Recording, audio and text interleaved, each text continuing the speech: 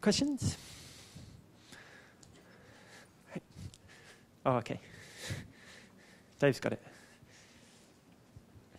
Hi. I'm really interested in the interface with technology and live theatre and the interactive stuff that you've kind of dabbled and touched on as something I've worked on myself and trying to move into that area. So how interactive are we with the Oculus side of it? So, yeah, I'm a great dabbler. So the Oculus is the idea that you should be able to use, it's really about cameras and sensors, actually, that you should be able to put your hands in front of your Oculus and see your hands in the virtual space is kind of there.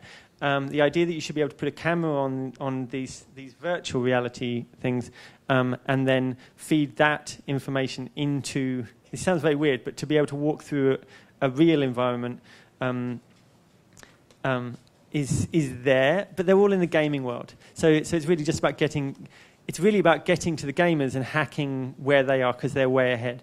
Very interesting technology, again, out of Google. We've got this kind of experimental. There's lots of experimental cool shit type places, but one is called I can't remember the name, but the project's called Tango, and what it does is basically it's a phone that maps in 3D. So it does a kind of rendering. It does a like LiDAR, if I don't know how geeky you are, but it does like a LiDAR data rendering. So you can take a photo and it turns it into a 3D environment.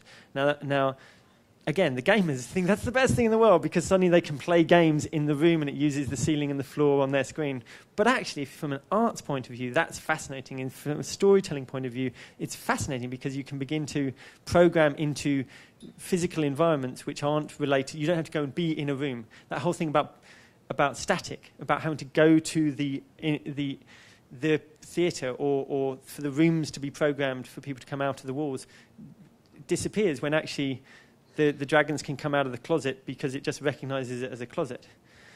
You can have these stories, you can have these performances in your bedroom.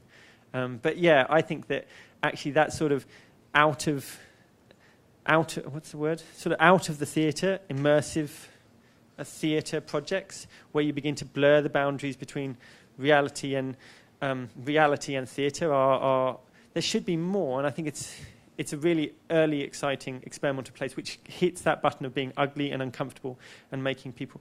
Felix at Punch Drunk has done a couple of projects with his friends. He's really experimenting on his friends where they do very immersive theatrical experiences where the friends don't really know whether they're in the theatre or the real world. And actually it leads to kind of episodes of psychosis.